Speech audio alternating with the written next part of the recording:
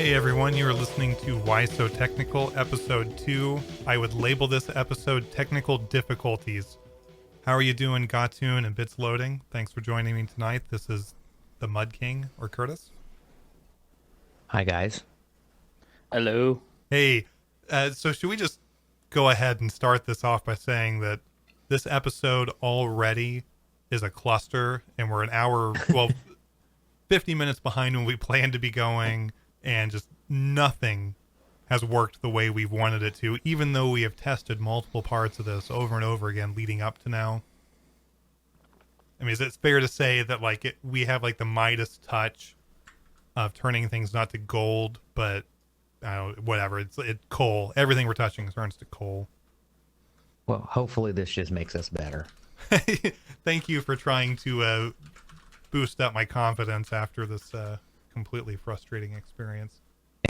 And nobody else, no one else listening knows. So I'll just let you know too that about what Curtis probably 35 minutes before we were actually supposed to go on the air at 9 o'clock, my internet went totally off. So luckily it came back on, but I thought I was going to be the troublemaker tonight. Yeah, luckily you had the one situation that we had no control over. We had or at least we felt like we did, your internet connection. It turns out that we had the most control over that versus anything else.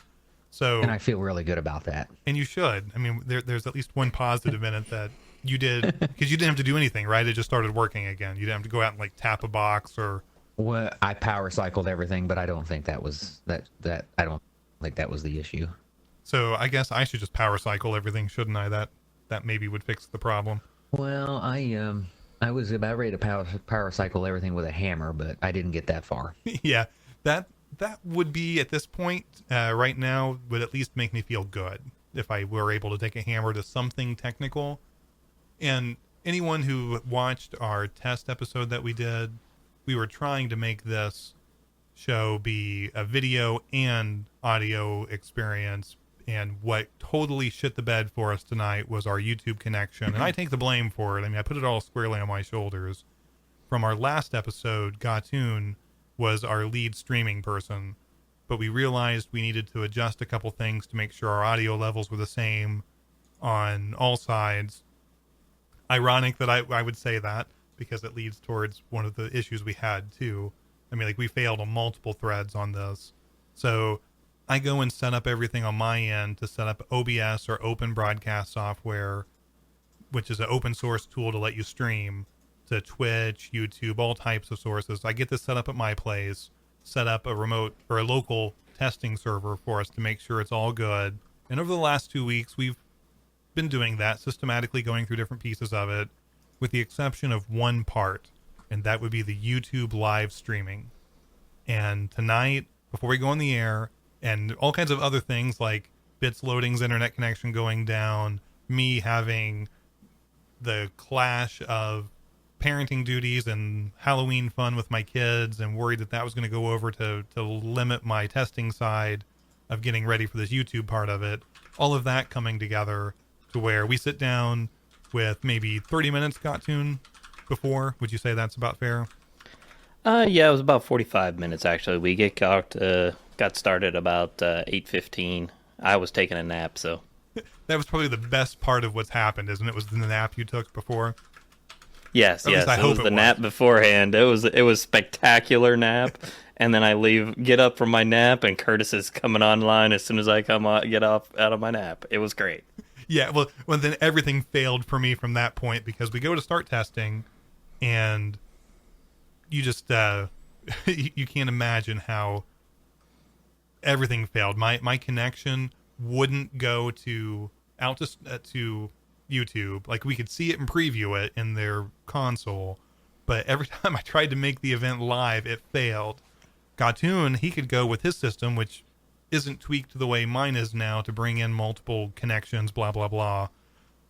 His isn't set up that way right now. We'll probably have to go back and make sure he is configured the same way I am, so that you can take care of this again. But so I couldn't get it to work. So we spent all that time, so that 45-minute period of us getting things ready, thinking we're good, then it having failures, And then right after I post on bellgab.com and our Why So Technical thread to tell people, hey, we're going to be on the air soon, blah, blah, blah, do this. You're going to hear blah, blah, blah a lot from me because that's the mood I'm in. But do that. Then I start seeing people come into the new chat room that I've been working on, which is based on Node.js, and I'm super excited about. Been a long time period in the making to get this set up, to be able to use as a flexible streaming and chat solution all in one. But I see that going through my video feed with all kinds of errors because of a problem of it being flooded by the same IP address, which is my Node.js server that everybody connects to, sending the same IP to my IRC backend chat server, and just an oversight on my part since we had not had like a load capacity test on this either. I mean, it works functionally, but it hadn't had more than 4 or 5 people connected at a time through the front end interface. And so that just drops. So our chat failed, our stream failed. I get my audio stream configured to have our audio backup, and that's the only thing that was working. And of course, if you've listened to any of the podcasts that have been around, that's the part we should have worked out. So it's not surprising that we could get audio to the masses, but we were really trying to give, this whole experience of our ugly mugs on video. And I even went and bought a green screen. I was so excited to unveil that tonight too. And man, it's just nothing worked right. So with that in mind, if you would like to call us, you can go on Skype and look for Why So Technical, spell out YWHY, and then So Technical with a question mark. Search for that. You can find us and give us a call on Skype and tell us about your biggest technical disaster you've had. Hopefully it'll make me feel a little bit better about myself, and who knows, maybe we can all laugh together on it. And if you'd like to call by phone, you can reach us at 317-708-4500. I'm assuming we won't get many callers tonight. Maybe I'll be wrong. But with all the problems we've had trying to get organized to have this show happen, I'm guessing in the last 50 minutes of seeing failure after failure on our pages, everyone's disappeared or changed the channel to something else. But surprise me. Someone give us a call. Now, after that diatribe, how are you guys doing? I'm doing just fine, Curtis. Don't tell me that. Tell me All the something problems bad. are on your end. You said it's all on my end? Yep. That's correct, I guess. See, here I am self-defeating. I need you guys to give me something to boost me up, because I was all pumped up, ready to go. Like I said, worried that timing was going to be a problem, that I'd crunched myself from there. But we'd get live on our stream and be ready to go, and I could talk about all kinds of exciting things, like I wanted to get your opinion on the new Surface Pro. The Surface Pro 4 from Microsoft is out. Have you guys seen any of the information that's been posted around on that in blogs and video? I actually have not paid any attention to it yet. I haven't either. Yeah. We're worthless. Man, I'm loving tonight. Thank you. So the Microsoft Surface book is what I'm the most interested in. So you guys do your research, check that one out, and let me know what you think. It's they've taken their Surface tablet that has been around now for 3 generations before, and in version 4, they've been promoting that this could be a laptop replacement. And to push that to the next step, it has a built-in keyboard that you can, through software, disconnect and use it as a tablet, but then it also looks very similar to a Chromebook or a MacBook Pro. So you have the touchscreen and all of the experience that you get with the Surface Pro 4, both a little bit bigger screen and a connected laptop dock, basically, that gives you a keyboard and trackpad. And see, I wanted to talk about that, and I was going to have video for you and everything, but that didn't work out. So be it. Yep, and I wanted to bring up a couple of things here today too. I wanted to discuss the whole Dell EMC deal, and Western Digital has announced this week that they're buying SanDisk, which is going to be big shifts in the storage market. So, yeah, I don't like that. I I liked the fact that SanDisk, which I've always considered a very reliable company, whether it's in removable media like flash disks, SSD drive type technology, I trust them. And Western Digital, I used Western Digital equipment. I mean, I have a bunch of their hard drives, external and internal, but they fail. I mean, I can't imagine, or I can't tell you how many Western Digital drives I've had to RMA and send off. That's just the feeling I have in my mind. While I still use their equipment, knowing that they're taking over SanDisk, I hope that we're going to get the best of SanDisk still, and that they don't just take that technology and push it to the side. What do you think about this deal?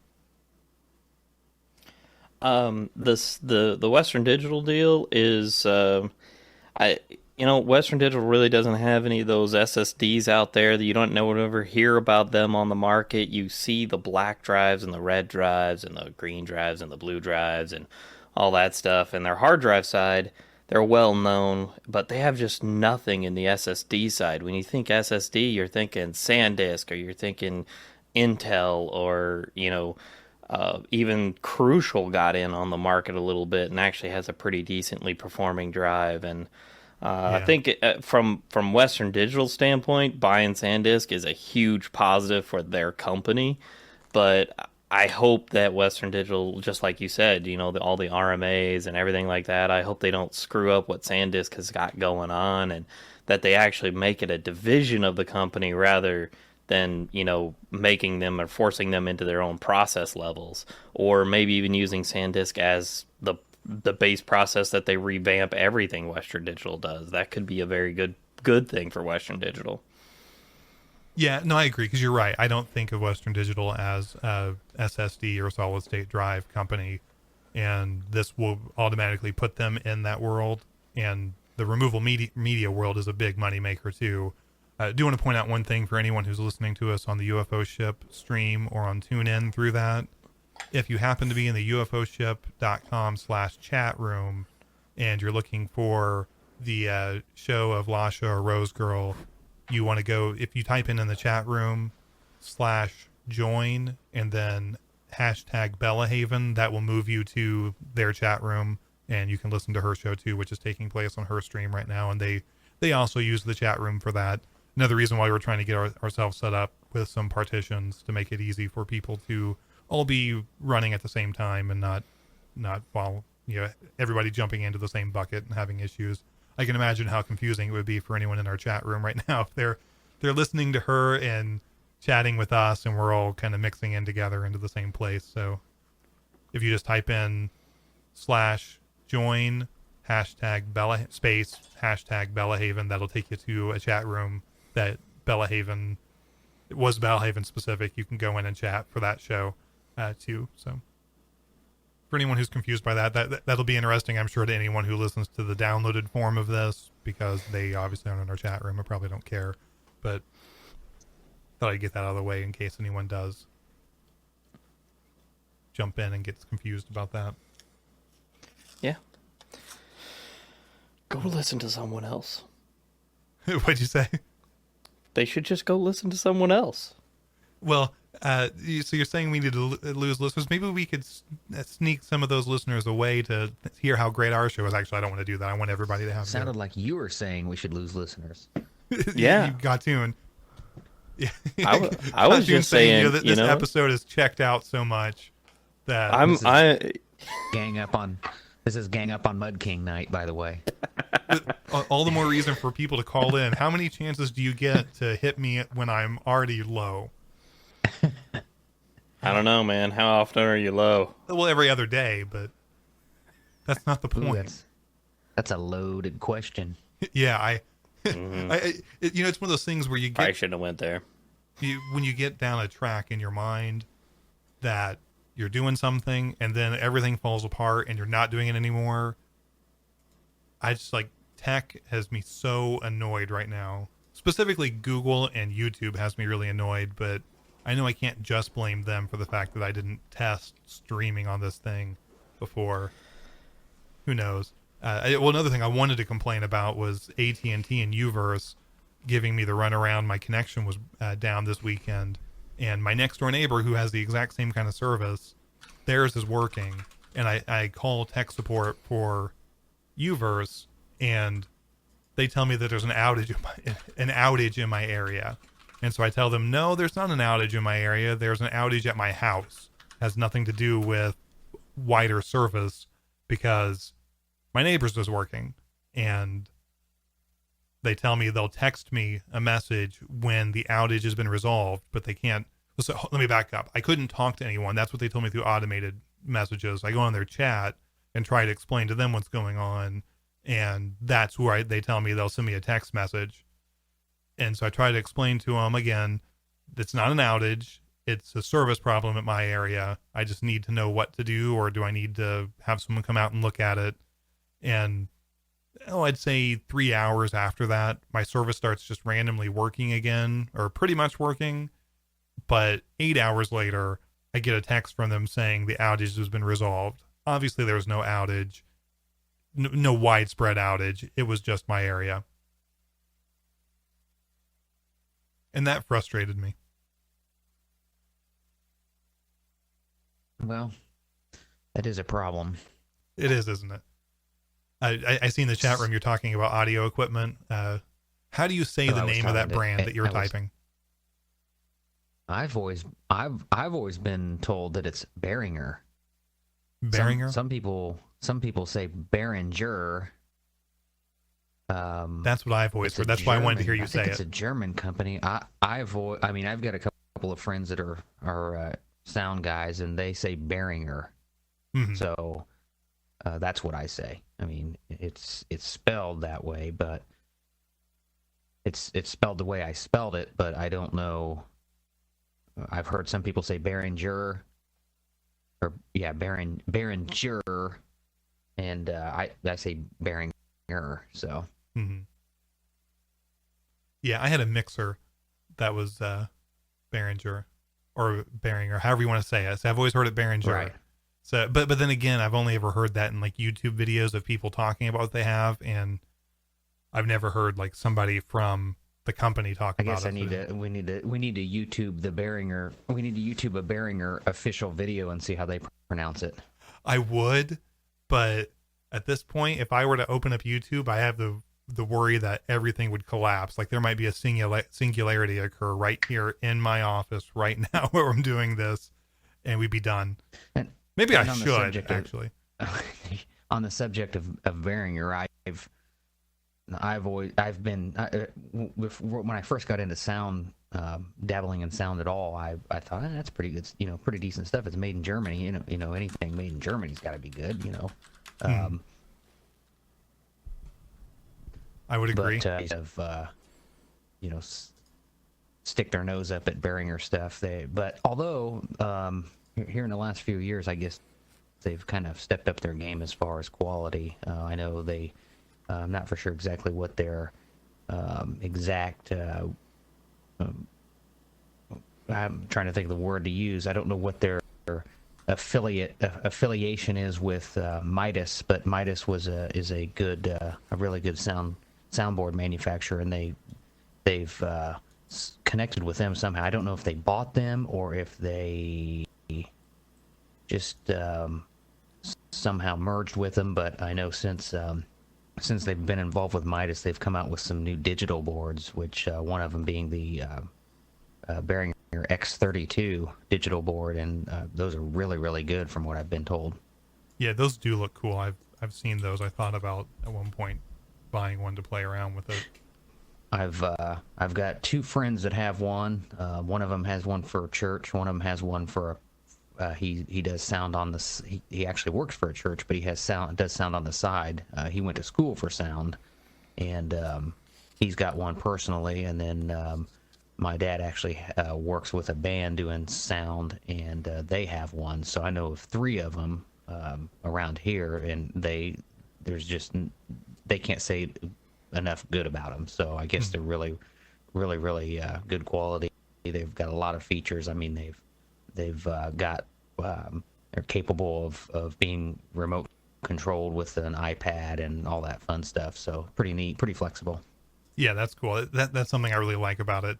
Like I was surprised. I initially bought as my podcast mixer, or for podcasting as a mixer, I bought a Focusrite 18i20, which has a digital mixer interface, and I thought that was awesome because I could use a keyboard and mouse to manage everything. And talking to the other guys who do this stuff way better than I do, Eddie Dean and MV, they both like to have a physical mixer that they have faders on, they can work with. And I kept thinking, well, I'm a tech guy, I much prefer a mouse. But over time I realized that does suck. Like, you really do want to have like using an iPad wouldn't be so bad, maybe because you would have, the equivalent of a fader there that you could touch. But I ended up going back to a Yamaha mixer that I bring everything into, so I now have faders and pots and all of that to work with.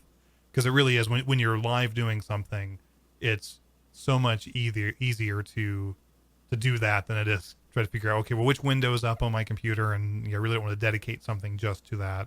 So yeah, I can understand that. Yeah, Cat Smile in the chat room said that it was designed in Germany, made in China, and isn't it frustrating to see that now and everything? Like, everything is made in China. I get that. I'm not even going to rail on that part of it, but the designed part of it. Why do you have to waste the time to print something on this device to say that it was designed in Cupertino or it was designed in some country, but obviously it wasn't manufactured? Yeah, that doesn't really. I'd rather it be designed in China and made in somewhere else. Well, I would rather get high quality devices that don't cost me a whole lot and not care where it's at. Well, I guess not really Chinese. The Japanese were, back in probably about the time I was being born. I mean, it was the Japanese. You wanted to have a Japanese stereo system. I agree. Sony or Yamaha or Pioneer, any of those. You want Pioneer Elite though. So, yeah, because Pioneer was the worst about. They had, if you bought like the low end tech or the low end like stereo system from Pioneer, then you're going to get crap. But if you bought their higher end, I think it was called, was it Pioneer Elite or Pioneer Black, like the high end stuff, that was really good. Kind of like with Sony, you had Sony ES for Elite series. If you bought that, you had good audio equipment. But if you bought just a Sony receiver, then you're like, they're all probably from the exact same group of equipment. But on those X32 boards that we were talking about, you mentioned using the iPad for faders and stuff. You can. The nice thing is those are motorized faders. So if you're on an iPad and you change it, you can watch it on the board move. Yeah, that's pretty cool. Yeah, it would be pretty smart if there was a town in China that the people were to get together and name that town America. And made in China, America, China. Well, then everything could be made. Yeah, WR250 in the chat just said "made in America, China," and that would be so funny that you could say everything was made in America. America, it's made in America. Yeah. That's my kind of people right there. Yeah, then people from that town could say they were born and bred in America. And maybe they could get Toby Keith to come over and sing a song for them. Bread doesn't sound too bad right now. What doesn't? Bread, some breadsticks. Oh, you're hungry? I'm always hungry. Well, let's see what we could serve up for you here. Everything else has gone so well. What would you like me to make? I don't know. That's a good question. I'm afraid to ask. Well, I make a mean grilled cheese. I'm good at toast. I can do spaghetti with marinara Not gonna only. Taste like what it looks, though. Does it taste like how it looks? Oh, yeah, and French definitely. Fries. And what? Marinara and French fries. Sounds like your kind of meal. I couldn't make you some French fries because that takes effort, but I could definitely drive down the street to McDonald's and get some for you. I appreciate that. Where would you? So on the Go ahead. I'll say, where would you prefer your fries to be from? Are you a McDonald's? Are you Burger King, Jack in the Box? McDonald's, probably. I used to like Wendy's fries, but yeah, I'm kind of partial to those now. I like the Burger King fries. Those are pretty fantastic these days. I always get onion rings when I go to Burger King. Yeah, I can see that. Guy. Okay, this is great tech, isn't it? Yeah, we're talking about good Western food, Digital. though, man. You can't not Is talk that about good food. I didn't think there was any. I didn't know that good food and fast food went together. Well, I want a Western Digital delicious sandwich. food. A Western Digital sandwich. I like that.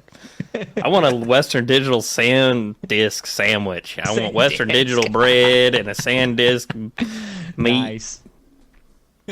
Nice. So you guys have had that much trouble with Western Digital discs? No, I mean Western Digital. The old days, yes. Yeah. They're a good brand. I'm not trying to knock them. I I'm always just had saying. trouble with Seagate stuff. Mm-hmm. Until you get into the higher end Seagate stuff, because if you look at Western Digital, you see them in the consumer stuff, but when you get into the enterprise level storage stuff, their name doesn't exist. It doesn't. It's nowhere to be found. Well, I built a RAID array for my server, and I bought Western Digital blacks because I figured, the specs that I just thought, well, that's the way to go because those are made to be used with what I was doing. Yeah, and when I'm talking about their bad reputation, it was prior to their color-coded system. Oh, okay. Since they moved to their color-coded system, where you've got your blues and your reds and your greens and your blacks, I haven't heard as many problems. Of course, I'm a little bit further disconnected from the desktop world than I used to be, so I'm not really working in consumer equipment or even equipment on the desktop level as much. So, well, you two would see more of that than I would anyway, but I've just, from my personal experience, I've had more issues with Seagate and Maxtor drives than Western Digital. I mean, I've had Western Digital drives that have lasted 5-6 years just running constantly, and they're designed for, I can't remember what they're actually designed for, but not quite 5 years running 24/7, and I've been pretty happy with them, but you can't expect them to live forever either. Exactly, moving components, man. You can't even SSDs. I mean, yeah, they hold up better in the long term, or in the short term, but they all have read-write expectations. Eventually, you're going to wear that flash out. And when you look at SSDs from the enterprise level, the cost of them is unbelievably high because they have such high read-write specs of how long they can actually survive in your equipment. But they're a lot less than drives that go bad, because I mean, in my business with as many systems we have, I mean, we've got a drive that goes bad, I mean, weekly. We've got drives going bad in servers and things like that. So I mean, it's something you have to deal with consistently and constantly. Let's talk about, Gabrielle in the chat room was asking what a RAID array is. Gatun, can you explain the basic levels going up to maybe RAID 5, what they are and what the reason you would want RAID in your system? Yeah. We'll discuss the three biggest ones, which is RAID 0, RAID 1, and RAID 5 out of that list, because 3 and 4 you just never see because I think it's pretty much gone. Nobody ever uses them. So what the idea of a RAID array is that you're actually using multiple drives and accessing them as a single logical disk. So your C drive on your computer could actually consist of 2 physical hard drives at that point. RAID 0 is considered that's the stripe, right? Yes, striping. Yeah. 0 striping, 1 is mirror. So basically what happens in a striping array, a RAID 0 array, is you would have 2 hard drives, and when you're writing data to your disks, you'll get RAID the RAID array actually would write half the data to disk 1 and half the data to disk 2. Now, it isn't exactly half and half. It actually is based on how fast the buffer gets filled on each of the drives. It'll fill one buffer, then fill the buffer on the other. So you get more throughput on your read-write speeds. Yeah, so the advantage... Sorry. Go ahead. The advantage there becomes when you're writing large amounts of data and you're striping, then whichever drive is the most available or responsive at that moment it would write to it, and then it would read from it also. So in that large chunk of data, you're accessing it quicker. So then let's move on to RAID 1. RAID 1 is actually a mirror where you actually have two physical hard drives, but they mirror the data in both drives. And this is really for hardware redundancy, not for backup purposes or anything like that, because if you delete something, it's going to delete it off both drives. So it's not a backup solution, but it's a hardware redundancy. And so if one drive dies, the other drive can actually take over, and so your computer doesn't fail and you don't lose your data because you have a hard drive failure. We were talking about Western Digital drives and Hitachi drives and Seagate drives and Toshiba drives and all those different things. Every one of them has a failure rate, and they will fail. The craziest thing about RAID, and then you get other RAID arrays. So the next one is RAID 0+1. So you actually have 4 drives in an array like that, where you actually have them striping between 2 sets of drives, and then those 2 sets of drives are mirroring between each other. So you get both the performance and the mirrored functionality. That's where kind of RAID 5 comes in. It's a little bit higher version of that, and I'm not even going to make it up to 10, but we won't talk about RAID 10. Yeah, but I think RAID 5, there's no consumer that is using RAID 10, although it is great. Yeah, it is. Yeah. It is. RAID 5 is actually where it does parity type writing and reading. So you actually give it a full set of, you have to have a minimum of 3 drives to do a RAID 5 array. And basically what it does is it allows you to have hardware redundancy. So if you lose one drive out of 3 drives in a RAID 5, you still have duplicates of that data on the other 2 drives. So data is actually written to all the drives. It's also duplicated at some point within there. What you normally would do with a RAID 5 is you'd have 4 drives and you'd have a hot spare in there. So if one drive fails, it actually takes that other drive back, so you don't corrupt data and you don't get that corruption. In the really big storage arrays, SAN and NAS storage arrays, when we're talking about enterprise level, you're not talking about 3 and 4 disks. You're talking about 12 or 24 disks in those arrays. And a lot of the times they're split up into separate arrays so that you have more than one array, so that if you do lose drives, you're not losing everything and that kind of thing. So there's a lot of redundancy in those systems where as long as you don't lose 2 or 3 drives, you're perfectly fine. You never lose actual data. One of the things I deal with a lot is drive failures. And when we've actually had double drive failures on SANs, simultaneous double drive failures in a RAID 5 with only one hot spare.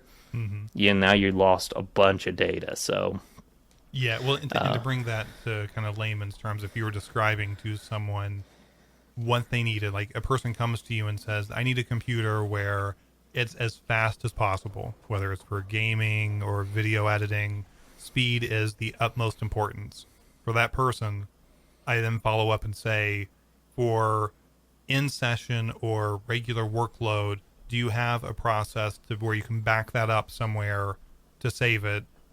But other than that, you don't care if your computer died right there in the middle of it, of you doing your job, that you could bring it back from that off connection back up.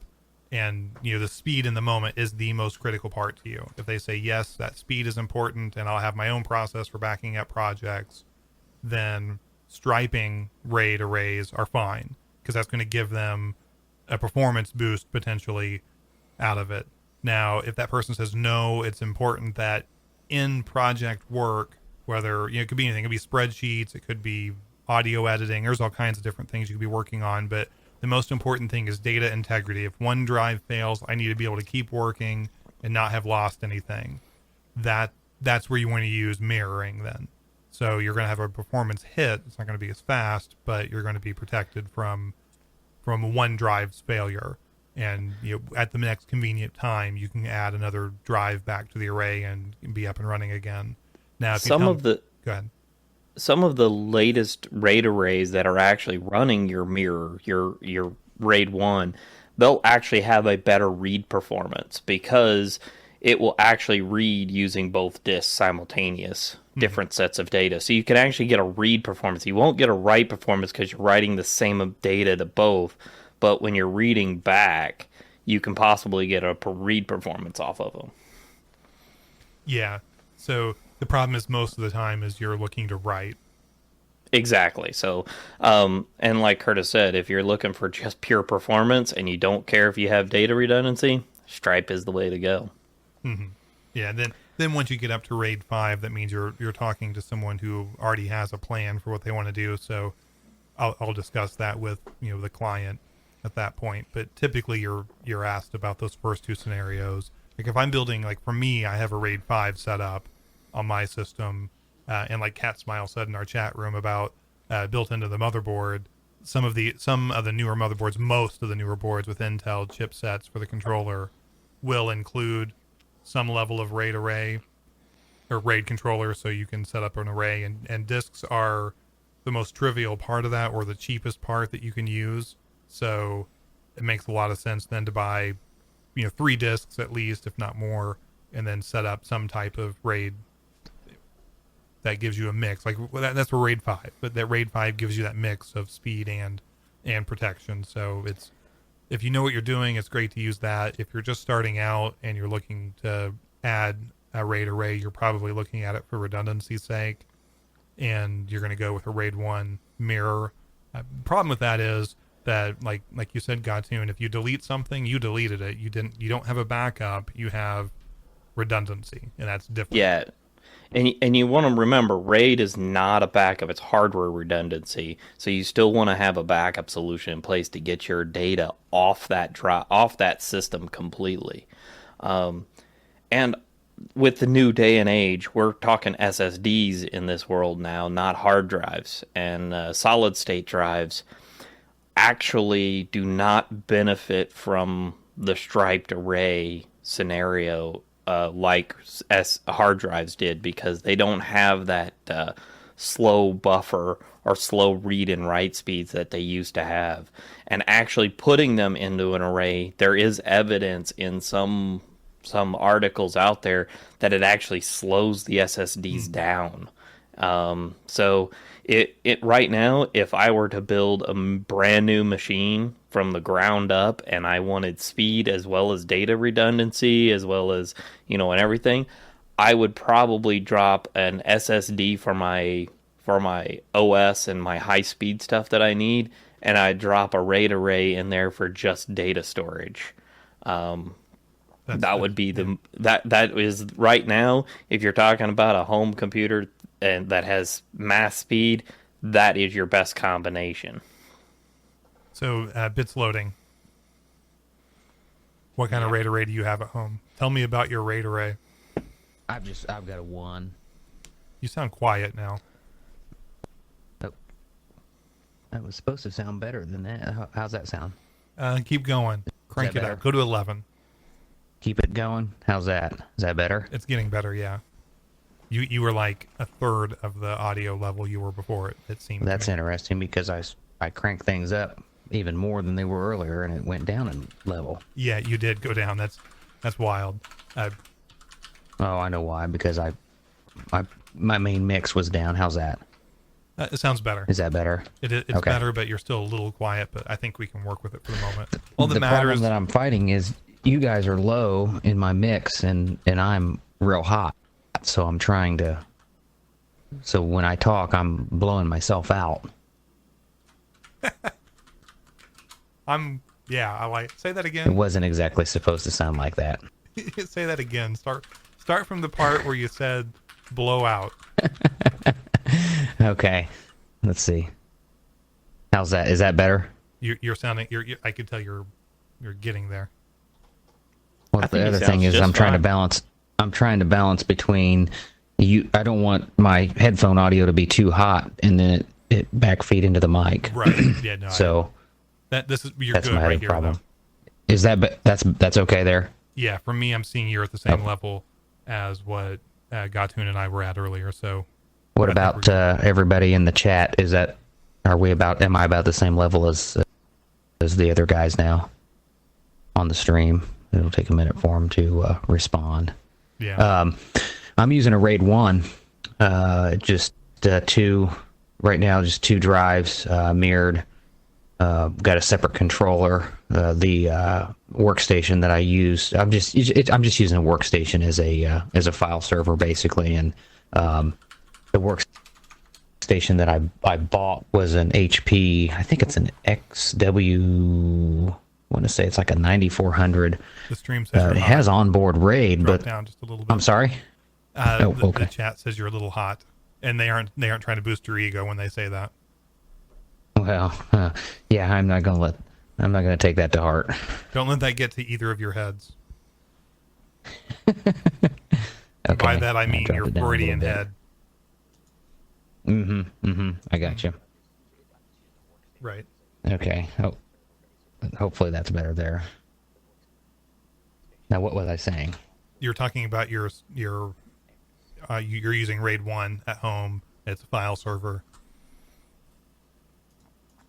And I discovered that I'm running server 2008, and I discovered that the onboard RAID, it wouldn't, of course, I'm not a computer guru, so I don't know if I was missing something, but I couldn't get it to, there's no Windows-based utility unless you use Windows RAID, and I wanted to be able to see that on VNC or whatever to kind of monitor the disks instead of going into the BIOS and looking at it. And from best I could tell, there wasn't any kind of a utility to be able to look at any of that using the onboard stuff. So I went with a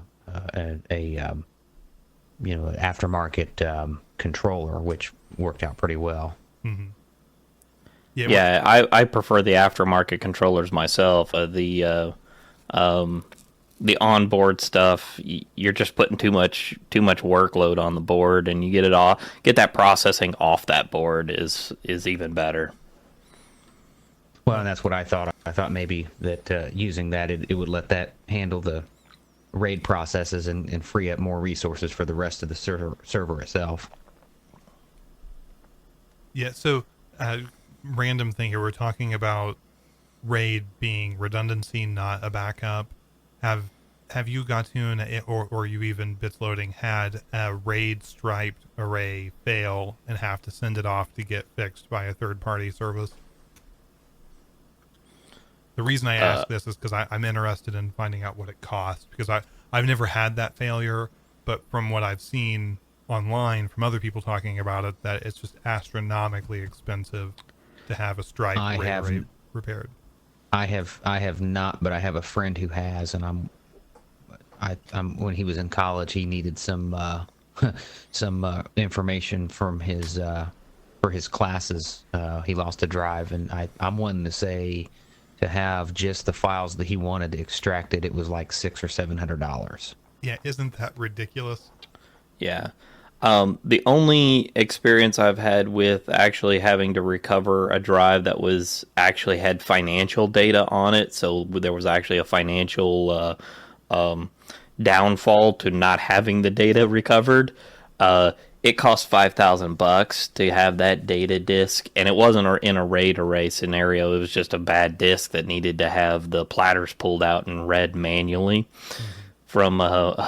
So yeah, it was about $5,000 to have the data pulled off of that drive, and luckily it was worth that money because there was about $60,000 worth of credit card information on there for the client in question. So okay, next question. Well, I'm not saying that I necessarily practice this, but your best bet, in my opinion, is to have a redundant RAID array and then have a external drive that writes to, and physically disconnect the drive so it can't get hit by lightning, it can't get any surges, and it's not running all the time, and that kind of limits your possibilities of damage that way. what I prefer to do is print. Oh, things are like crashing all over my office. I'm telling you, man, things are just. It sounds like his green screen just fell down. I thought that might Hulk happen smash. during the show. I'm Hulk smash. Mud King's Hulk smash. Yeah, man, just tonight is not my night in like so many different I'm leaving. ways. See you later. Bye. Yeah. Don't leave me now. I need you. So my next question was going to be, before I just watched something crash behind me for no real reason. It must have been a ghost or a shadow person. Hell, I don't know. Just whatever. Have you ever done any of the tricks that you see pushed out there of put the drive in the freezer, swap out the controller board for it? Have you tried any of those tricks, and if so, did they work? I haven't. I have, and they do. Surprisingly enough, the drive in the freezer thing, if you're having a platter issue where you've got knocking, sometimes, and it's sometimes, not all the time, but sometimes I have successfully pulled data off of drives that were not reading properly from a machine, and it actually does work. I agree. Sorry, I was looking in the chat room and WR250 made me laugh. I have used that too. Did I show you that trick, Cartoon, or had you already used it before? Because I know we employed it a lot at a place we worked at together. Yeah, I don't remember, dude. It's been... I think I've probably used it before I met you at least once. But the real key, and actually, you know what I found out the best key about this is, man, if you have one of those ginormous silica packs that actually is supposed to keep things dry, you wrap that with a paper towel, and then you wrap the hard drive with that and a paper towel, and you put it in a plastic bag and you throw it in the freezer. Keeps the condensation off of it. Yeah, I was going to say that's one thing when I first started doing the freezer trick, I didn't employ that, which meant then you kind of removed the value of what you were doing, because you would put it in the freezer, let it cool down from there, and then you take it out and you got to let it come back to something close to room temperature without condensation on it. So you lost a lot of it. You lost a lot of the value. It still would work a percentage of time. But once I learned as a variation of what you were doing, or what you just mentioned, it became a lot easier to do, and your success rate went up. I was laughing because WR250 asked if someone was shooting at me, and who knows? Maybe there must be like a rash of people who don't like podcasters going around shooting at people.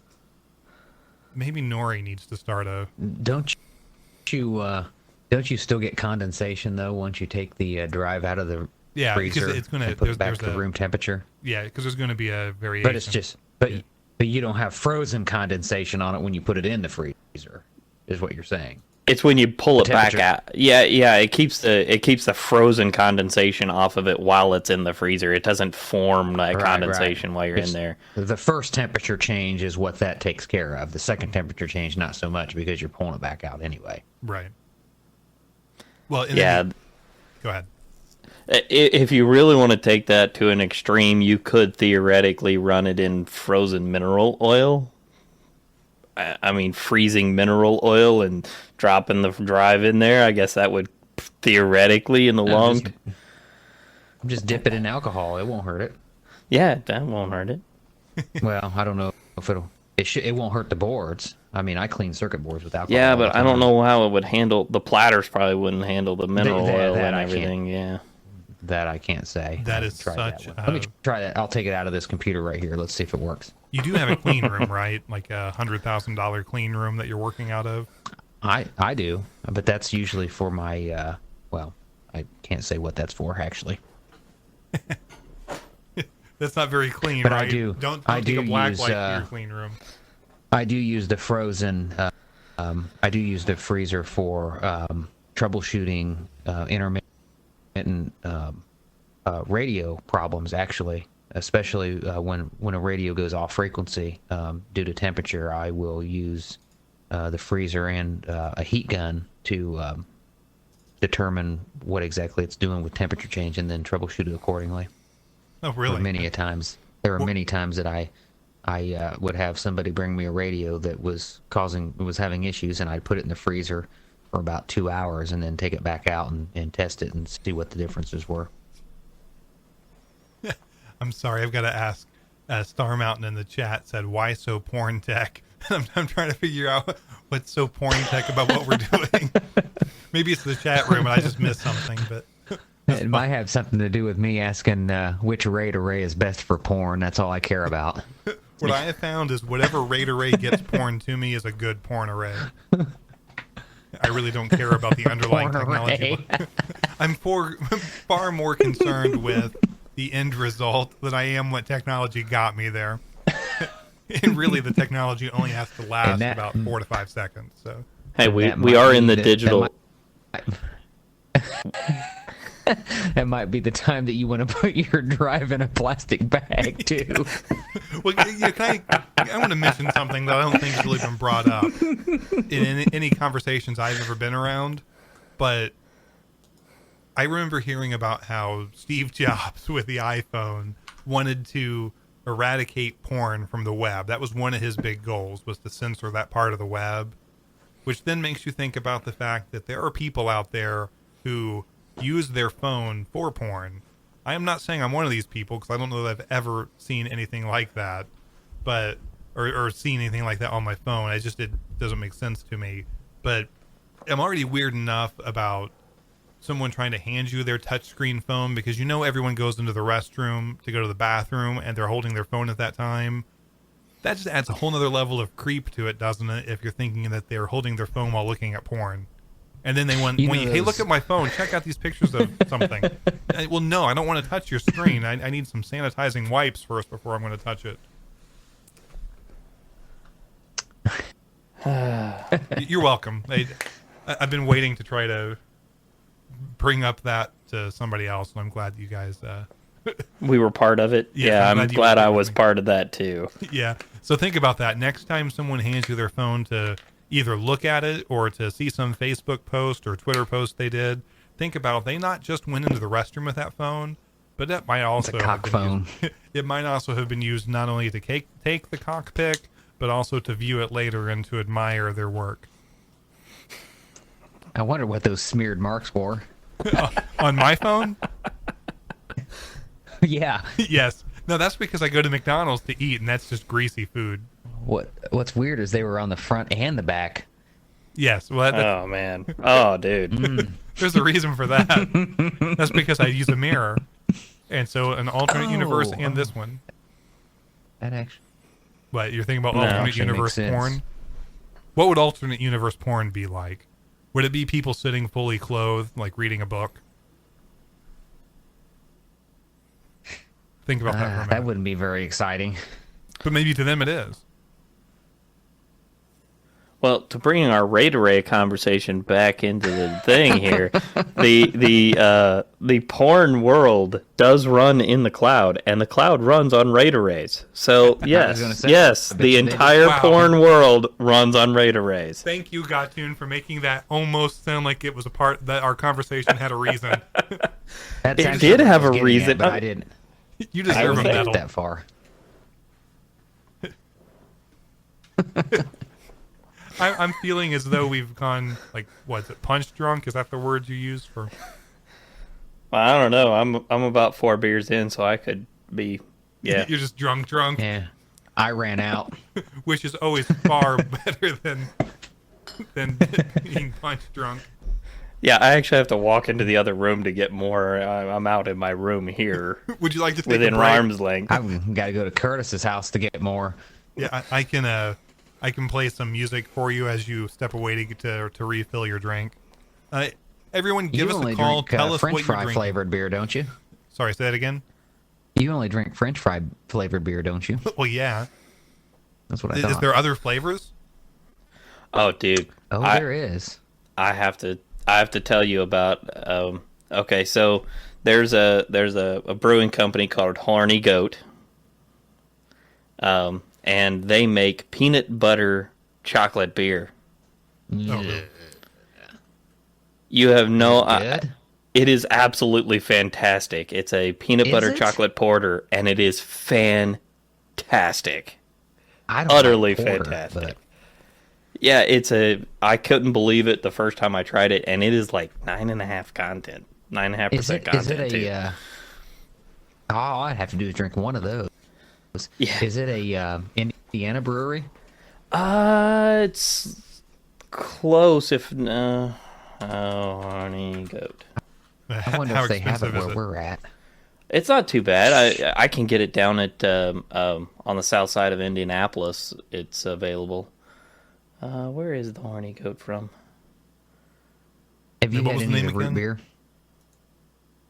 Sorry, I cut you off. Say that again. Horny Goat Brewery. Oh, Milwaukee, Wisconsin. So close enough. Oh, okay. Are we going to? We're in the general vicinity around here. It's in the Midwest. They might have it at Ball State. Ball State, the best named university ever. Home of... They may have it. Go ahead, what? Home of the Mud King. I was going to say David Letterman. I was going to say David Letterman, but you could take it. You know what, man? David Letterman didn't have anything on you. But you realize, here's what's so freaking frustrating, okay? I'm wearing a Ball State shirt right now.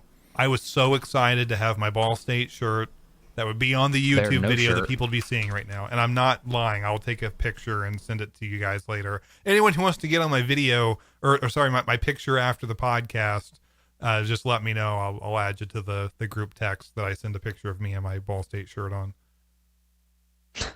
That was a joke. Don't take me so seriously. We should have... Somebody needs to call in. Yeah. We've got... the great thing gosh, I'm cutting you off like crazy. We got about 10, 11 people in here in the chat. We need to have somebody call in. Goatsy beer. Eddie Dean says, never Google Goatsy beer. Goatsy gear. Goatsy beer. It might taste good going in, but it's wide open going out. Is that company VPN safe? Oh man. I have a feeling I'm going to get flagged on that one. No, I think that there's like a government law saying that everyone has a right to see Goatsy. It's the Goatsy law. Pray for him. Pray for Goatsy. Where is Goatsy now? Not that I want to know, but I'm interested in knowing. I think he's with Madman Markham. No, trust me, Madman Markham's in a better place, wherever that place is. Wow. Yeah, I really hope of all the episodes of the Art Bell show that I hear, that I never hear Art Bell's exclusive interview with Goatsy. That's far more a Coast to Coast AM topic. Ooh, I just mistyped beer and typed in Goatsy bear. That's not a good one. Yeah, I wouldn't go that direction if I were you. Wow. Yep. I probably better clear my cache and cookies before my wife sees this. Well, got tune. I was going to ask you on the subject of beer. Have you tried any of the root beer that's all the craze? I have not. I've heard lots of good stuff about it. Tastes not your grandpa's root beer. Yeah, I've tried 3 of them, and not your grandpa's was, or not your. I think it's not your father's root beer, actually. Maybe. And then there's one called Coney Island, which was... The Coney Island stuff was really good, but it was almost too... Something about it bothered me. It was giving me... basically it was giving me... It was just making my stomach cramp. I mean, it was good, but there was something about... I don't know if it was the sugar content or what, but it was pretty rough. You can only drink about 1-2 of them, and it really starts... there's just so much... It's just so syrupy that it really starts bothering me. This is root beer? Yeah. Well, it's alcoholic root beer. Almost. Oh, okay. I'm sitting there thinking root beer. Okay, wait, I'm missing something. It's like a malt liquor. Goatsy bear. No, honey, I love you.